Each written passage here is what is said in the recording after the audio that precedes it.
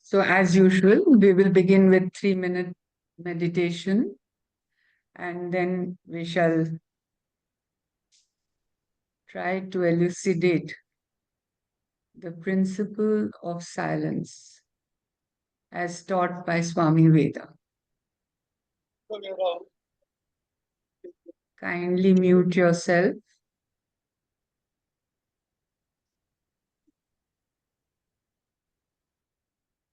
gently. Bring your mind's attention to the seat you're sitting on. Withdraw your mind from all other times and places and bring it to the now and here.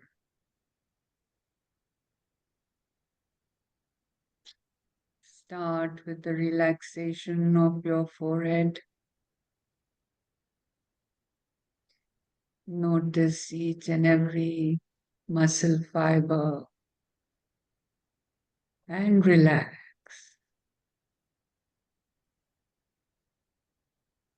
Relax your facial muscles systematically. Your jaw, the corners of your mouth, the chin. Relax your shoulders. Relax your entire body, head to toes and toes to head.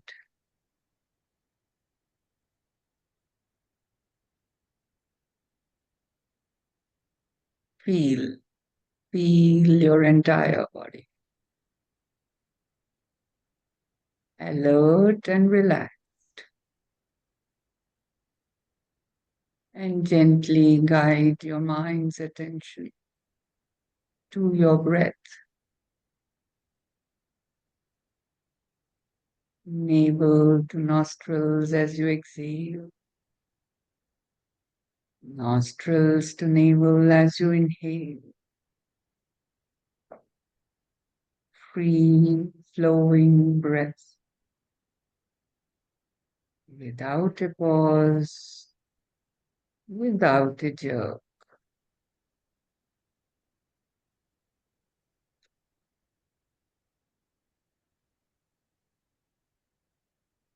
Let not your mind wander.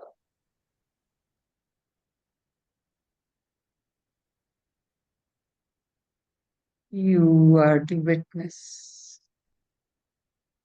of your mind, of your body, of this phenomenal world.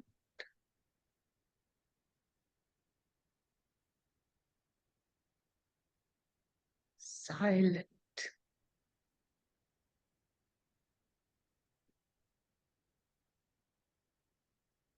self-evident,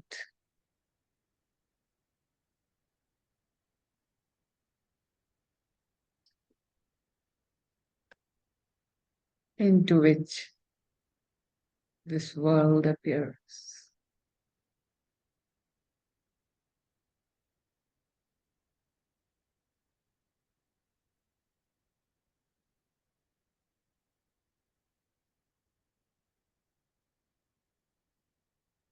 Gently come back, taking a deep breath in, and we will chant Om together 3 times. Om.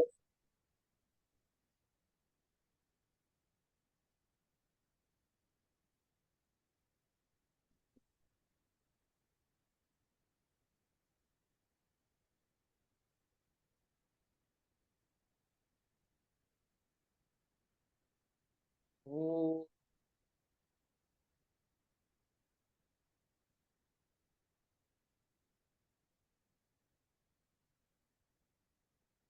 Om Sahana Bhavatu Sahanau Bhunaktu Sahaviryam Karavavahai Tejasvinavadhitamastu Ma Vidvishavahai.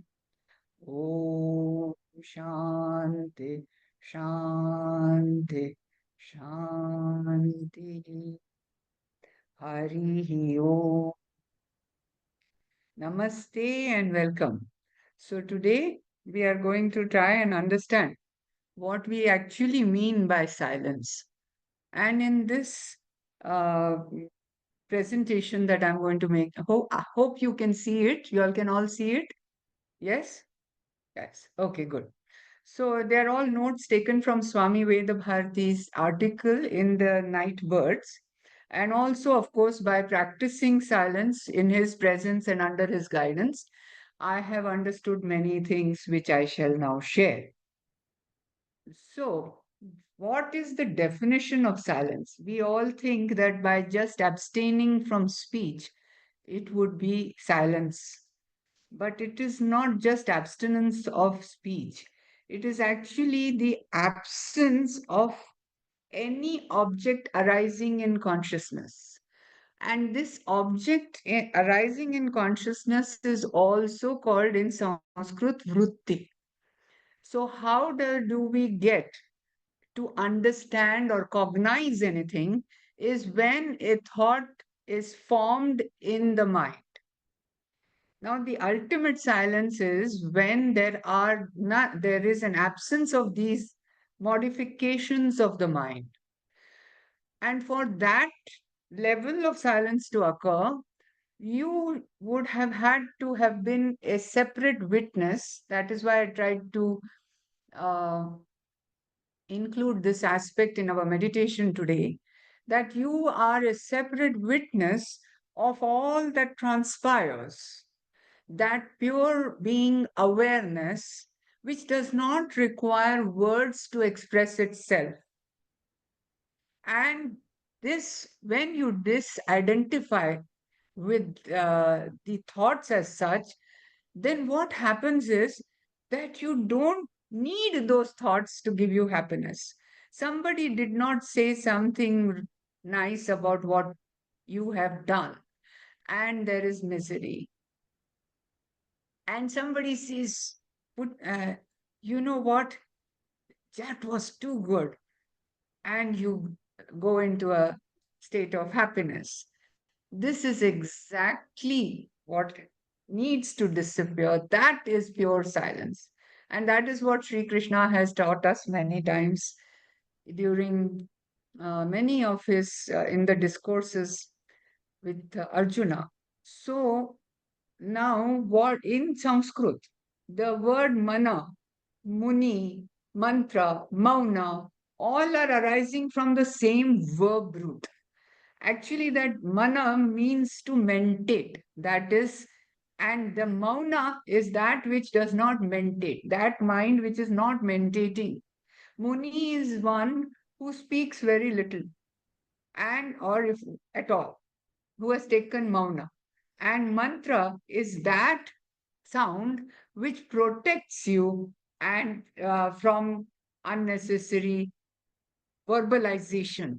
That's why it's very important that we concentrate on this particular aspect of how we are going to practice Mauna. So we'll come to that. So the definition now is clear as to what ultimate silence means. And why do we want to do this? Why do we want to be silent? Because without being silent, we cannot gain wisdom. By wisdom is meant something like not just knowledge, but how it has become imbibed in you, that knowledge, such that every aspect of your being radiates that knowledge. That is wisdom. And logical thinking is when, we are considering a project, for example, and then you develop one step after another, and you come to a certain conclusion that, okay, this is what the way to go. Not only that, you have a PO plan, plan of action, plan A and then you have plan B. Whereas in contemplation, there is no A and B. It is an automatic revelation of what needs to be done. Second is that we all know that when the mind is totally quiet, that is, there is no chitta vritti, that is, there is no modification of the mind, there is no thought, it is called nirvikalpa. And that total silence of the mind is what we want to attain. Why? Because it is the mind which is dividing us from the knowledge of who we truly are and what we perceive ourselves to be. Therefore, if the mind is silent, that which we are becomes swa-jnana, that is swa-swarupa, that is, you know it by itself, swasiddha. It is self-evident. Now, in the no, this Swamiji has called this state, which we are in at present, as the unnatural state, where the mind is chattering all the time. And you know what? Ironically, we seek a lot of excitement. Why? Because at the end of that excitement and agitation, you get so exhausted that you reach a certain point where there's no reaction, there's no action. And therefore, you actually are in silence. But that is the wrong way to go. So, why do we say when a person leaves the body, he's finally resting in peace? Now, what we really want to know is, can we have this kind of peace that passeth all understanding while we are still alive? So, these are the reasons why we want to explore silence. So, I had composed this poem. If we have to rest in peace after death, why not rest in peace right now? If birth is sure to follow death, why not be reborn now? If heaven and hell follow death, heaven and hell also abide right now. If I and you dissolve after death, why not dissolve I and you right now? Are we or are we not after death? Why not resolve the dilemma right now? If we have to rest in peace after death, why not rest in peace right now? So, this is the uh, sentiment with which one undertakes silence. So, we don't attain silence by simply not indulging in speaking. There is something called pratyahara. Pratyahara means to withdraw your senses into the mind into the intellect, and the intellect into the self. This happens very naturally only when these sense objects have the senses are not going into uh, the pathways which the sense objects uh, pull them towards. And when will they not go? When the mind is no longer interested in what the senses are telling it.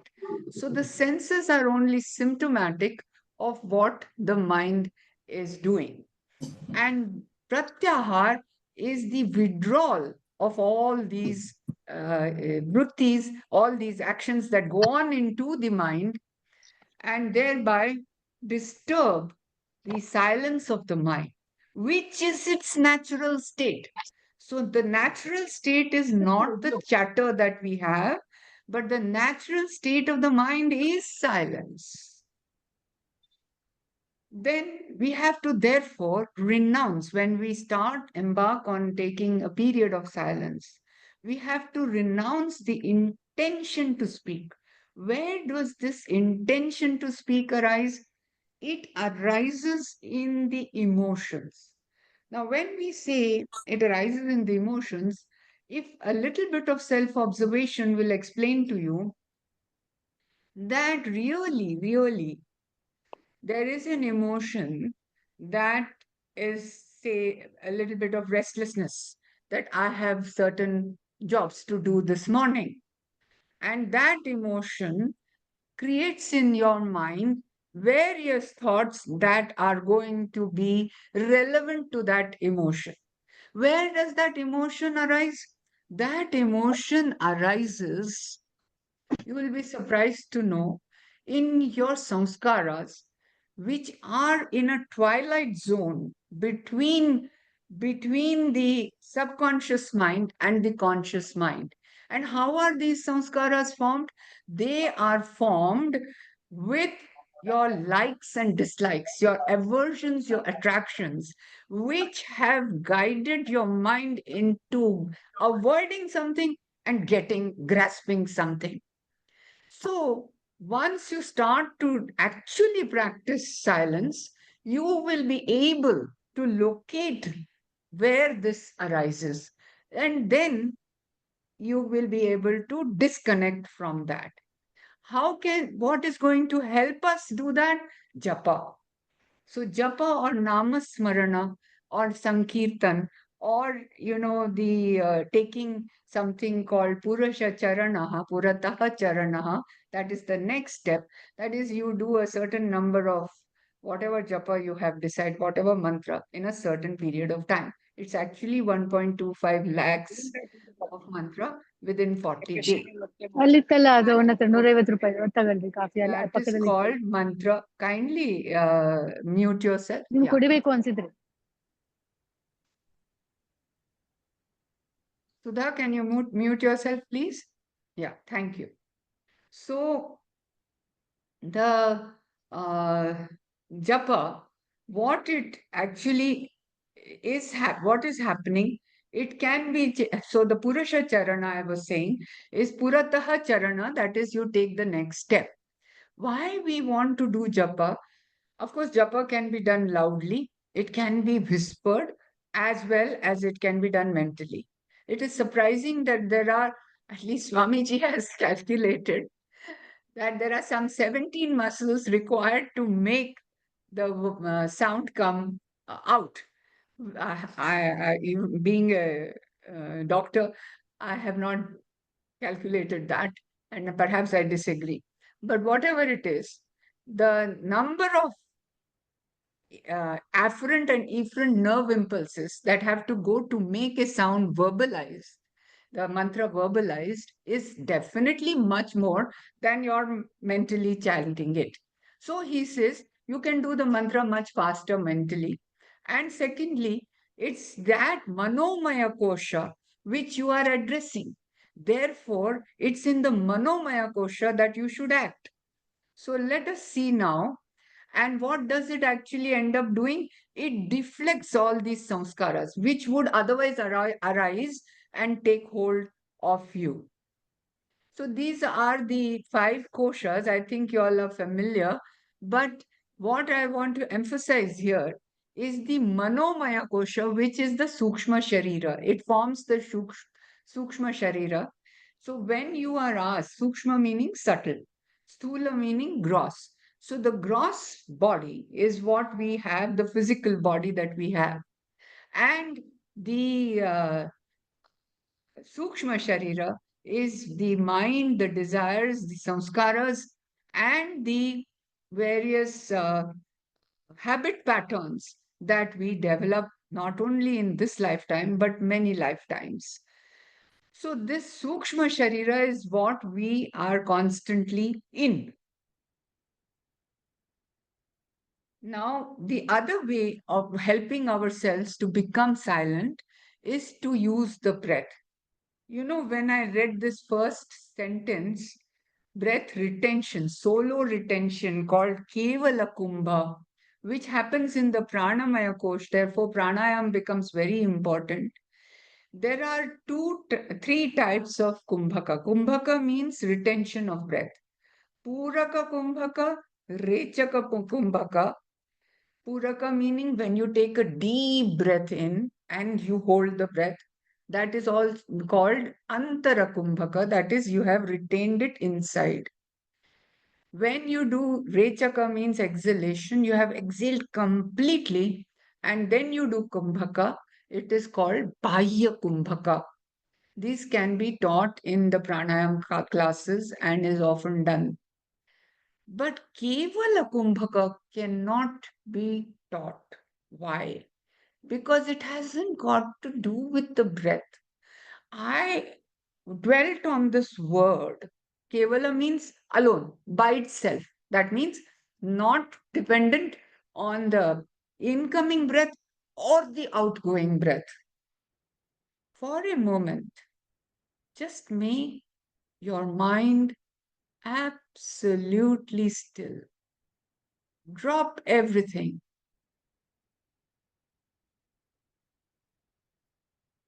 and you will notice that the breath is silent in the sense that you cannot even feel the breath if it is happening at all.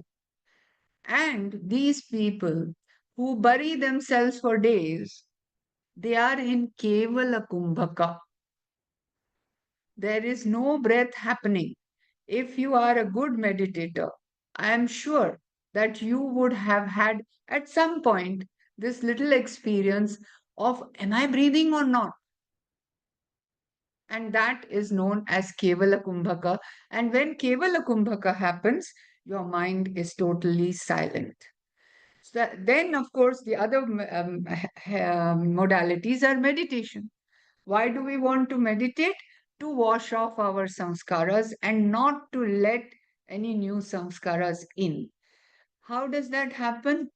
Swami Veda teaches in his first basic meditation he guides. He says, put 3 circles of white light around you and let not your mind go outside that and let nothing enter those rings of white light. So you can experiment in which way you want to meditate. You can follow his instructions, and that way you will be able to wash out those samskaras that are already inside and not let others in. The next method is tapas. Now, tapas means to be doing austerities. Austerity means to be able, it does not mean a punishment. It means you have voluntarily taken up something that is going to help you still your mind. And the word that he has used here is so beautiful. He calls it Dvandva Sahanam. Dvandva Sahanam, that is the ability to endure what? Both the Dvandva, the duality. Duality as in pain and pleasure, as in misery and happiness, as in hot and cold. So the another word comes to mind, and that is titiksha. And what does titiksha, what is the definition of titiksha? Sarva dukkha sahanam. All the dukkhas you should be able to bear. Apratikara purvakam. Without wanting to change it and without asking for any aid to help you get over it. Apratikara purvakam chinta vilaparahitam. That is, without any anxiety and without any lamentation. Sa titiksha nigadyate. That is what is titiksha. So when these desires and these emotions arise in you, taking a position of the witness and letting them go is the way to make your mind silent. And really speaking, ultimately, speech is useless. Why? Because now I'm speaking, right? So some vibrations are getting created, some sound is entering your ear, and so on and so forth. There is an energy. It is no longer a word. It has become an energy. Is it not? And after it has become an energy, where does it go? It disappears into silence. So why did I speak in the first place at all? Is what I concluded after I heard this. So that is why they say that the guru actually teaches in through silence. This is so beautiful, Adi Shankara has said. Gurusto maunam vyakhyanam shishyastu chinna samshayam. That means the guru is giving a big lecture. In what? In silence. And the Shishya, oh, he has so many doubts. All of them have got resolved in that silence. Often you will find you have many questions and you come into the presence of a true guru and suddenly your questions vanish. Where were they in the first place? Is what you can ask yourself. So they vanish because they dissolve in silence. The other way of practicing is, when we are in an ICU or we are driving through a silence zone, we are told near the hospital, don't blow your horn. Anyway, you should not blow your horn. At least you shouldn't blow your own trumpet. So if you are alert, you will be able to avoid many obstacles in the pathway as you are moving in your car without having to honk all the time. If you are in the ICU, you know that you can disturb very seriously ill patients. So you are alert and you are silent. You work in silence. Then another modality is self observation. All the time, observe your mind. What is going on in my mind? Where is it arising from? Why is it arising? Can I do something other than, do I need to think about this? And along what is this rotating, this particular thought? So self observation is a very good method. Then practice fasting. The tongue, first of all, it has no bone. So in Marathi, they say, Utsalli Jeevan Lavli Talyala. That means you pick up your tongue and you touch it to the palate because to make a sound, that's what you need to do. It has no bone, it has no joint, so you can't get arthritis even. Ask me. So because it has two functions, if you fast, that is, don't eat, then you may be able to help yourself in silence as well. Also, you will notice that if you are silent, you don't need to eat so much. Maybe because you don't need to, expend so much energy. Then you can take a brisk walk, but without all these gadgets. And a brisk walk is good if their mind is very active and you want to make it silent. But otherwise, there is something called contemplative walking. That is, you are actually putting your toe first. You will be taught in the ashram what is contemplative walking, so that every muscle bundle you are aware of what action you are going to undertake. You then put your heel down exactly where the back toe is, and like that. So, that contemplative walking takes your attention so much away from the mind that the mind has to become silent. Then there is something what we want to need to discuss are the obstacles. So now you know how to help yourself. That is, now I know how to help myself in the Mauna Sadhana. But there are obstacles. What are the obstacles? He calls it flight and fight reaction. Flight is when you have a tendency to fly into a rage, not the other way around. And fight is when you fight to gain control over your reaction. But just suppression is counterproductive. That you are angry and you suppress it, and then you develop hypertension. So suppression is counterproductive. But suppression, repression, ये सब नहीं करना है. You have to observe. You have to observe how joyfully, Are, anger has arisen. Okay, let it out once in a way. No problem. Find out, can it be curbed prior? Can it be tamed during? Even retrospectively, if you analyze, and you will find the frequency of it going down. You will find the amplitude going down, and finally, it will come to rest. Then your mind, some of us have this terrible habit of reiterating all the negative thoughts. That means you have joined the masochist club and self-flagellating. Oh, I could have done this, I could have done that. Arey Baba, 70 plus years have gone. I didn't do any with proper meditation. I would have been realized. I would have da. No, no, no. So don't belong to that masochist club ever. And third and fourth is the old habit patterns that we have of aversions. Sometimes we are obsessed that this cup has to be kept at a certain angle only. If somebody disturbs it, we say, why did you do that?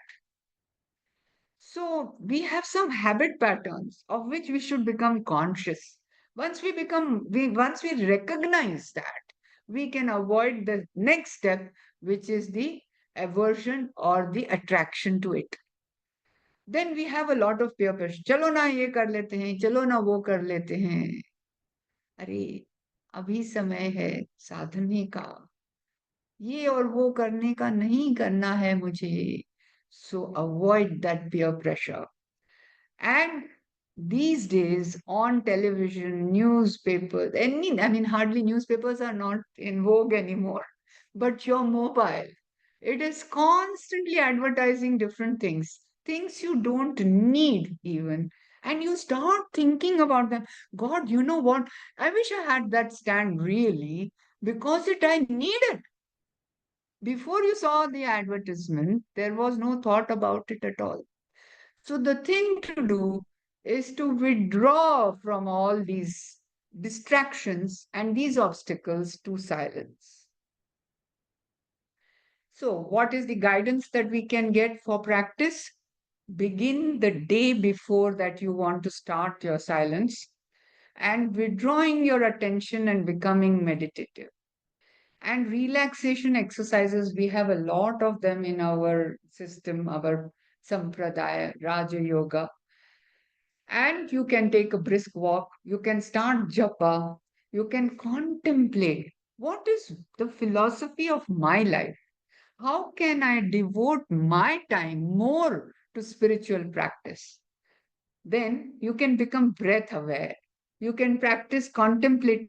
You can practice it's come. So yeah, you have to do Nadi Shodhanam, and you can contemplate the Mahavakya, I am that. You can contemplate ahimsa, you can practice ahimsa to all living beings. You'll be surprised, but in our ashram here, the small little creatures, the lizards, and sometimes a huge big frog, and some little spiders, and all of them come. And you will be surprised. You don't want to kill them. You want to take them out from of course, your space, but you really don't want to kill them. So, practicing ahimsa is one very important aspect of becoming silent. Not going further.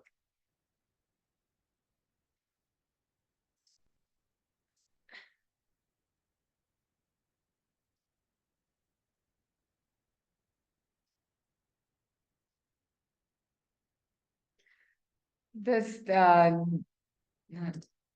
no, there are some more guidance, I think. Okay. Stop sharing.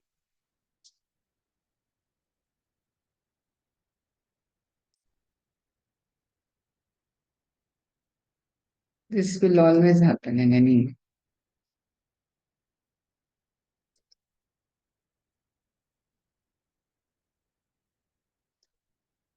11th. Okay. So our next slide is therapeutic. Guidance for practice. Next slide is that practical benefits. Okay. So you have now got some guidance on how to practice silence. One very important thing about practicing, I want to complete, is that, don't start suddenly. You think that you can now take up, somebody is doing so many days of silence, I'll also do. It doesn't work like that, because these hidden samskaras come up and you cannot cope with that emotional stress. Therefore, then you give up and then you get disheartened. So you start with 1 or 2 hours per day. Then you go into 1 day silence. Then you go into 3 day silence. Then you go into 10 day silence. Then you do a 1 month silence. Like that. So always take it stepwise. And what are the benefits you will find? That first of all, it really calms your mind. And you wonder, why was I thinking so much about anything at all? And this naturally will lower your blood pressure. It resolves conflicts. What kind of conflicts? You may have mental conflicts within yourself as to your what is uh, if you are in a dharma sankat, for example, what should I be doing? What is right action? It gets resolved. And if you are having conflicts with others when you're not speaking, you are not at least creating more conflicts, and therefore they have a tendency to die down. And then the other thing is, it is a womb of creation. What do I mean by womb of creation? It means that any artist you notice, he is not jabbering when he is painting. He is creating out of his silence. Or even anybody who is practicing music, he is not in a state of jabbering prior to, he becomes contemplative, and then he creates all these beautiful ragas or whatever you have. So silence is the womb of creation, and it's a portable cave. I love this term of Swamiji. And believe me, when I did practice silence, I found that you could carry it with you. Suppose you don't want to interact with a certain person, just withdraw into your cave and wait. Let that thing pass, and it passes more beautifully. And if at all you speak relevantly. Then those of us who are emotionally labile, we find that the edge of this emotional la- instability gets blunted. And then it gives us a chance to speak what? What is hitam? What is mitam? What is priyam? What is satyam? Hitam means in the well being of all. Mitam means which is a friendly of speech. Priyam means what is pleasant. And satyam, it should also be the truth. So it gives us a chance to do that. Also, it develops your resolve, sankalpa shakti. It gives you a control over the function of the tongue. So taste doesn't matter too much. It's nice. Uh, Being a foodie and all of that is one aspect of life. Acceptable, enjoyable, but controllable once you know how to enter silence. And it does not diminish your enthusiasm. Umang, it increases your enthusiasm. It increases your benevolence. Sabka sukh ho, sab sukhi rahe, sab sukhi rahe. And benevolence, because you have practiced ahimsa. And actually, you can communicate properly through silence. You can communicate your compassion. Sometimes somebody is very sad and you can't give them a lecture. But if you just put your arm around them, you have communicated in silence your comforting presence. So, now what were the insights after I did silence for several times? What I have found is that we crave deep sleep so much because there is silence in speech. The mind gets rest. And what has Swami Ram said? That sleep gives the conscious mind rest. But meditation also gives the subconscious mind rest. And that is why you must meditate. And this, like I was explaining earlier, the site where the intention to speak arises, that means the locus, where all this mischief starts, can be approached and can be uh, deciphered.